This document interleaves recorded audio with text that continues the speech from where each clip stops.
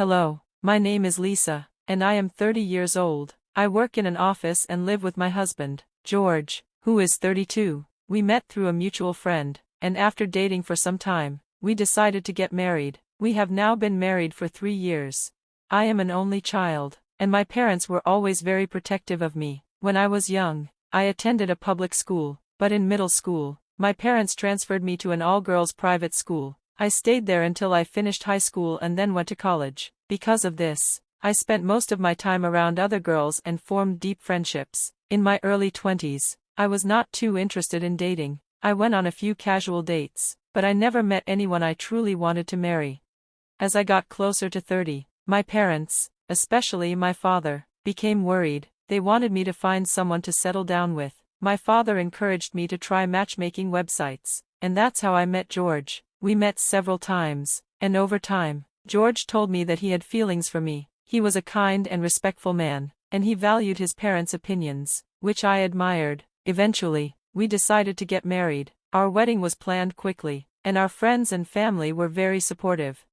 After we got married, things were good at first, but soon we faced challenges. George's father became sick and passed away not long after our wedding. This was very hard on George, and he spent a lot of time taking care of his mother. I understood why he wanted to be there for her, but sometimes, it felt like she was his top priority. It was frustrating, but I tried to accept the situation and adapt to it.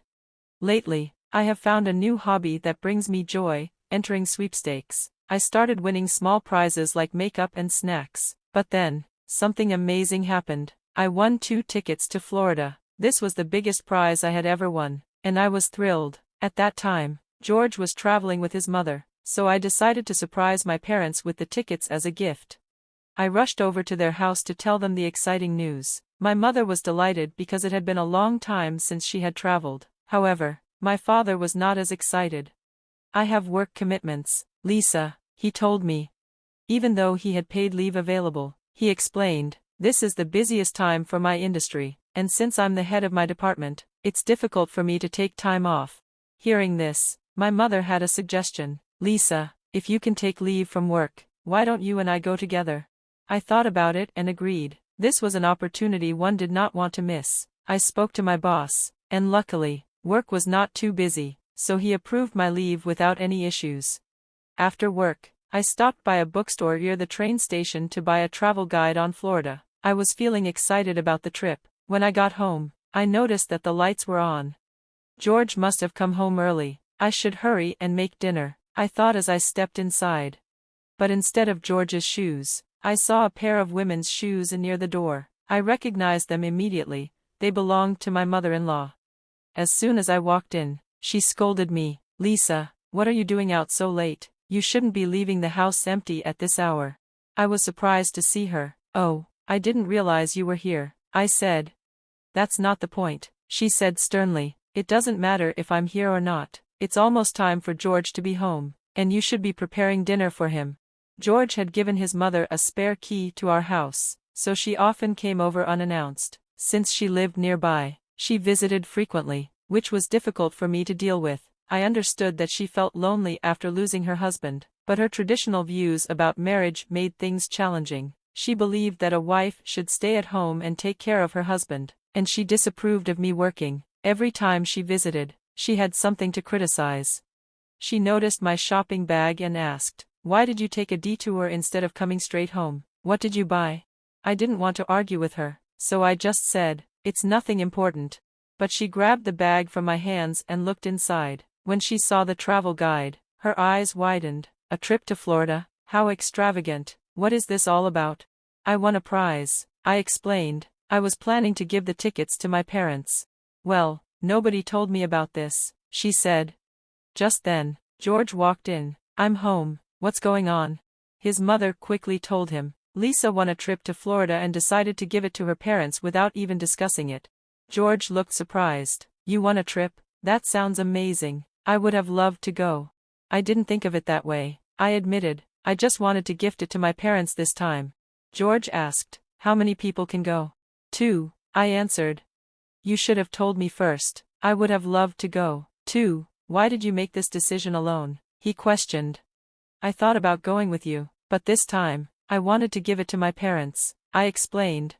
George then said something that shocked me. Mom and I will go instead. You can stay home. I couldn't believe what I was hearing. No way, I won this, and I wanted to give it to my parents. We can plan another trip together later, can't we? Mom wants to go, so please understand, he insisted. I was hurt. What about me? Why can't I use the prize I won for my parents?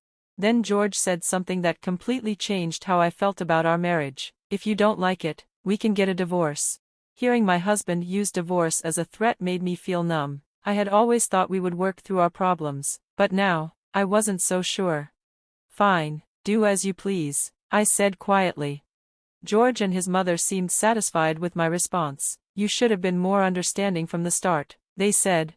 The next day, I visited my parents and told them everything. My mother was disappointed but told me, it's okay, Lisa, if it keeps peace in your marriage, don't worry about it. But I felt guilty for letting her down. Later, during my lunch break, I called the airline to ask if I could change the tickets. The representative explained that the tickets were non-transferable. They had to be used by me, the winner. Realizing this, I decided to cancel the trip instead. I did not tell George or his mother about it. If they really wanted to go, they could buy their own tickets. When George came home, he eagerly asked, "Did you call the airline? Are we all set for Florida?" I handed him the documents. Read these carefully. He barely glanced at them before setting them aside. On the day of the trip, George and his mother arrived at the airport, only to be told they couldn't board. What's going on? George asked, frustrated. The airline staff explained, as per our policy, the prize is non-transferable. If the winner isn't present, the tickets are invalid. At that moment, George realized what had happened, but by then, it was too late. George sounded tense over the phone. I could tell something was wrong. And now my credit card has been declined, he complained. Did you even read the fine print on the ticket? It clearly says the tickets are invalid if the winner isn't present. I sighed. I didn't know anything about your credit card issue. Not your card, my card, he corrected. I reported it lost because I couldn't find it in my wallet. I suspected you might have taken it, but thankfully, it hasn't been misused. That's not funny, I said, annoyed. You won't get away with this when we're back, George threatened. This is entirely your fault. What you did amounts to theft, I countered. He suddenly snapped. You know what? I'm divorcing you. Get out. I remained calm. Fine. I expected you to say that. I agree to the divorce. The truth was, I had already planned to leave before he even demanded it. My bags were packed, and I had taken paid leave for this trip. As I walked out, I took our bank passbook and sealed it away so George couldn't access our savings. I also informed our neighbors that we were getting divorced. When I checked our savings, I found that large amounts of money had been withdrawn multiple times. I knew I hadn't taken that money out. After comparing the withdrawal dates with my personal blog entries, I realized the money had been withdrawn when George and his mother were on vacation. I went to my parents and told them everything, how George wanted a divorce, how he had used my credit card without permission, and how he had drained our joint savings for a trip with his mother. As I spoke, I could see the disappointment in my father's eyes. He sighed deeply and said, "I'm so sorry. This is my fault for arranging this marriage. I take full responsibility. Leave it to me." My father held a high-ranking position at the parent company of George's employer. While he usually didn't handle audits personally, he rearranged his schedule to audit George's company himself. During his visit, he spoke with George's superior, an executive at the subsidiary. Over dinner, my father casually mentioned the divorce. "My daughter is going through a divorce," he explained. "Her husband has been overly dependent on his mother. That alone wouldn't be a deal-breaker. But he also misused my daughter's credit card and drained her savings without her consent. Under these circumstances, I couldn't encourage her to stay."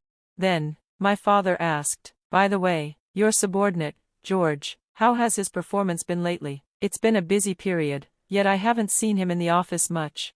George's superior looked uncomfortable. He promised to take a closer look at George's work history and behavior. It was clear he suspected something wasn't right. Meanwhile, my father also arranged for an excellent divorce lawyer to handle the proceedings. I told George, "You'll receive documents soon regarding alimony and property division." When George and his mother returned from their Florida trip, they were met with cold stares from the neighbors. George eventually came to my parents' house, looking desperate and disheveled. Lisa, what's this certified mail about? I can't afford to pay alimony, and this property division, this is just a fight between a married couple. You're taking it too far. I've apologized, just come back, he pleaded. Have you even read the letter? Your mother's constant mental abuse, stealing our savings, and trying to use my credit card without my permission. How could I ever go back? I responded firmly. Please don't do this. Since you left, life has been tough for both me and my mom. I smirked. Oh, have the neighbors been giving you cold stares, or are you having problems at work? I watched as his face stiffened. I suppose I hit the nail on the head. How did you? Who knows, maybe you should reflect on your actions. You might figure it out. I continued. We're not getting back together. You'll have to face the consequences of your actions. From now on, communicate through the attorney. If you keep coming here, I'll involve security. When I mentioned security, George finally gave up and left. But everything, the neighbor's cold treatment, his troubles at work, was all part of a plan my father and I had orchestrated. Before I moved out, I had told the neighbors a story about how George and his mother stole my lottery-winning travel tickets and kicked me out. Thanks to my past experience in drama club, my performance was convincing. When George and his mother returned, rumors spread quickly. People were disgusted by their actions and began avoiding them. George's mother was humiliated when a neighbor bluntly told her that no one wanted to associate with people who would steal from their own family. She couldn't handle the shame.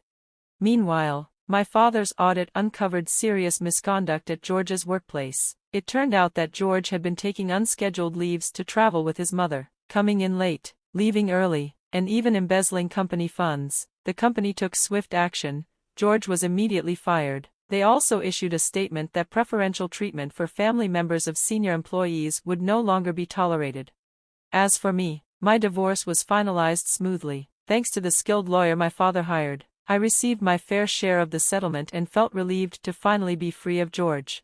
Rather than dwelling on the past, I decided to celebrate my new beginning. With my settlement money, I planned a well-deserved vacation. My father and I aligned our schedules and chose Florida. My mother had always loved it there. I was finally free, happy, and ready to embrace the future with an open heart.